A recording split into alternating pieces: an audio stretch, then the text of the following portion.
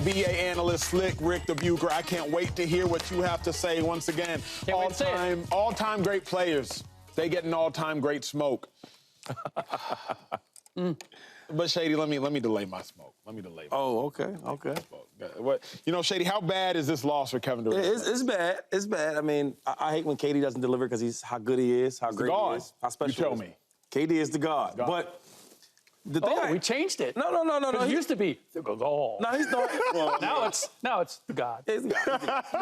They got swept. God is having a nice vacation on the way.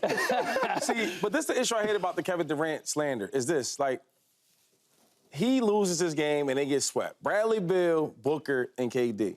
KD's gonna get all the smoke for this, right? They're not gonna talk about how bad Bill played. Bradley Beal, from what I remember, was a hell of a player. Solid defense and can score when he wanted to. When I watch him now, he's struggling to score on Anthony Towns.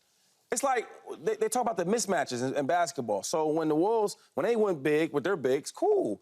But then on the other side, they got a guard. Yeah. There's no reason why Bradley Beal can't score on Anthony Towns. That doesn't even make sense. 9 points on an elimination game? What are we talking about here? And then on defense, you can't guard nobody. I watched Ant-Man going left, right, in the middle, pause, left. He was doing everything he wanted to do. So when we talk about Kevin Durant getting swept, I get it. I understand it, right? But we're not going to talk about how bad Bradley Beal played. And nobody's ever going to talk about that. The first thing we're going to say is, yo, since he left Steph Curry, what's he done? Yeah. That's everybody's argument now. Of course. And I hate it because Kevin Durant gets dragged in the whole mud for this. But his other supporting cast didn't show up either. Supporting right? cast. Yeah. So when we talk about this big three, right? Yes, we love talking about LeBron James getting his championships in Miami. We love talking about how Dwayne Wade this and that third. But we never talk about how Bosh sealed some of that deal. We never talk about Ray Allen getting a shot in the corner. Like, those things matter. So, yes, I'm going to let you cook and kill my man with extra pepper, extra salt, right? And then you going to sprinkle in the little, you know what I mean? Put the cayenne on it. I got a little bit. And you gonna give Jordan a little wine. I get what y'all doing. But all I'm saying is be respectful with KD and talk about Bradley Beal and talk about Devin Booker finally showing up. Let me be respectful. Can I? Let me be respectful. Let me button up. Let me address Kevin Durant respectfully. Let me sit up. Please do. All-time greats, all-time great players got to get all-time great smoke. Kevin Durant, I would suggest, may be the only all-time great player that's not a force multiplier. He may be the only all-time great player that does not make those that play with him greater. Think about it historically, and I'll bring you to present day.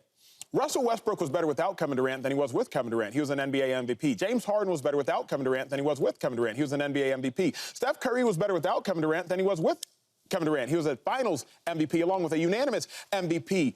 Kyrie Irving was better without Kevin Durant than he was with Kevin Durant. Kyrie Irving went to the NBA Finals and also won. Devin Booker was better without Kevin Durant than he was with Kevin Durant. He was first team All-NBA. Players are not their best versions of themselves when they play with Kevin Durant. Now, Kevin Durant is an incredibly talented player, but it is the burden of talented players to make everybody around them better than they were, than they showed up.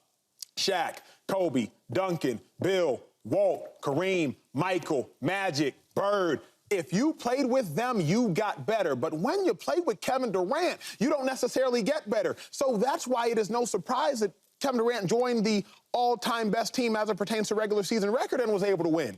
Because he didn't need to make them better. He just had to show up and be great. But when he has to make you better, he doesn't.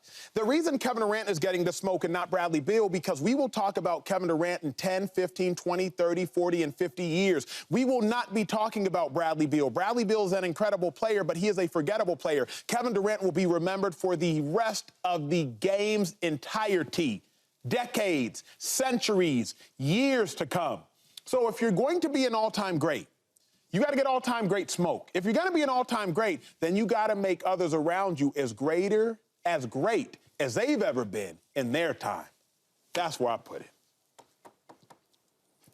Somebody been cooking just now. Oh, my That's a good take, man. I hate to hear it. Wow. It's like when they say, man. What happened, Joy? Wow. I don't know what's happening. It's like they tell her, I hate to say leave, but I love to say walk away. It's one of them takes. Like, it was super good, but I hate to hear it. Yeah, we had to sit with it for a second. Yeah. Go ahead, Chip. No, 100%. Now, the one issue I will take is Yes, sir. there's two issues there. Love the take. Love that idea about force multiplier. But you made him out to be a detractor, and I wouldn't say he's that. Sure. The less than. But I do agree that, one, the reason that we critique him more than we do a Bradley Beal is because we expect more from Kevin Durant because he's done way more than Bradley Beal has. Bradley Beal having to be an efficient accessory is something that he's never had to be. When he's been good, he's been a volume shooter, he's been a main piece. And when everything is built around you, you can look good in ways that when now you have to play alongside better players, you don't get the same touches, you don't get the same looks, you don't get the same frequency. So that can be the effect.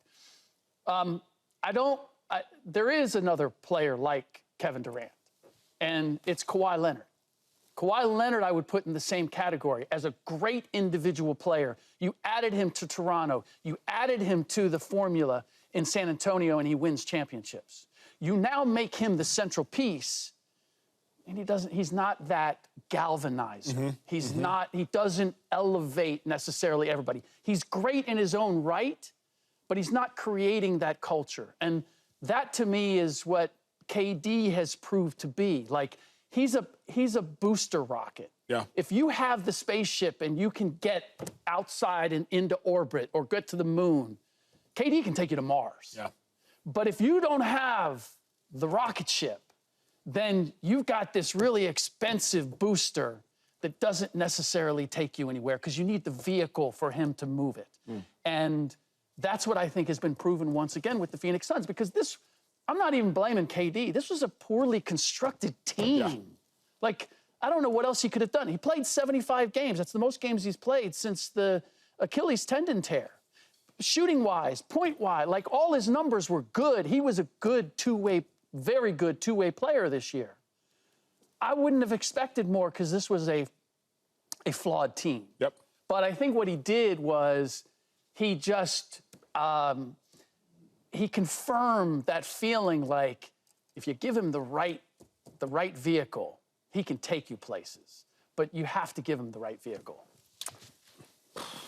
Yeah. This is not KD's fault. Sorry. Got to do it. It's not KD's fault. It was not KD's fault. I know what Kevin Durant is. I've seen it with my own eyes. You were just talking about it. I've seen KD do it.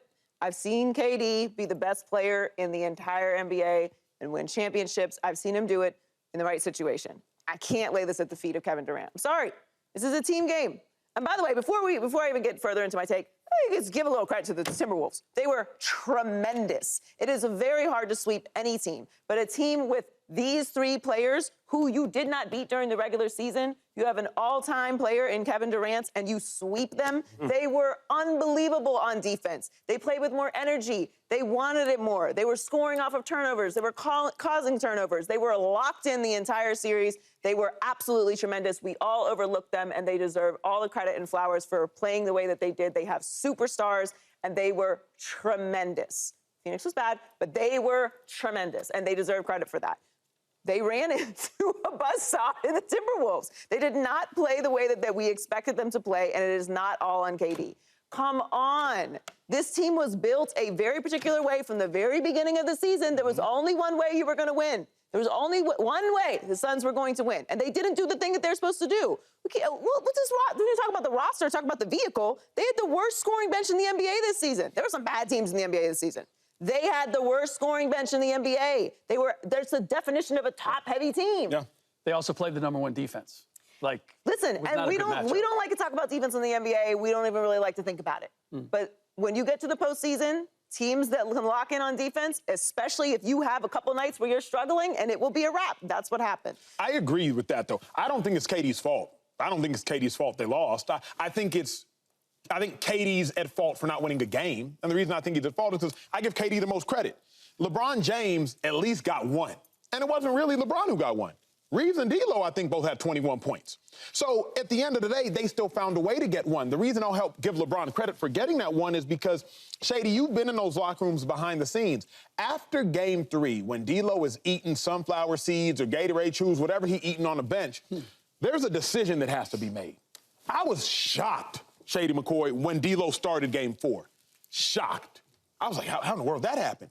But LeBron is the leader of that team, and whatever Darvin Ham is the leader of that team, you find a way to rally the troops to get you one. get you one. And KD has notably said, not once but twice, he said it on Saturday, he said the coach is a leader.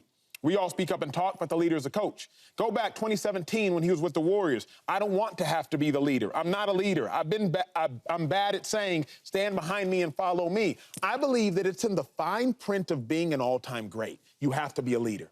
When you sign your name on it, it doesn't necessarily say it overtly. But in the fine print, in the very small print, to me, the most successful athletes of all time are also leaders, whether it's the Tom Brady, whether it's the Jordan, whether it's the LeBron, whether it's the Montanas, whether it's they're just leaders. But I think it's as well. Everyone leads differently, though. Like, there are some all-time great players who we wouldn't necessarily say are the rah-rah guy in the locker room, who are the ones that are going to stand up and, to KD's point, say, follow me into the darkness, you know? Like, there's different ways. He, to me, has always been somebody who's going to lead by going out and playing. He is going to go out on the court and perform at the highest level, and you can get behind that.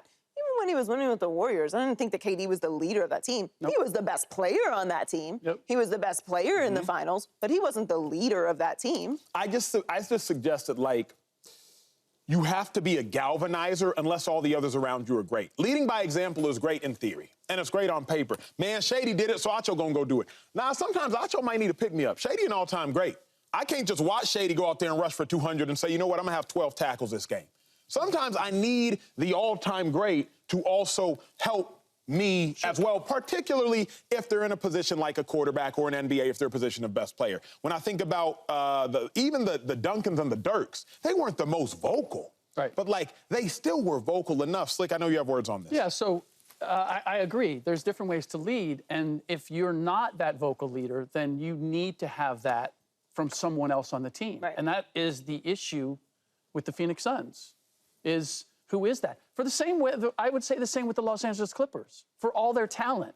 Who is that player who, when things get a little rough, brings you together, not just goes out and tries to play different, but lets you know, like, I'm going to help you here, or this is what we need to do, or this is what I need from you so I can do what I do. And those teams don't have that.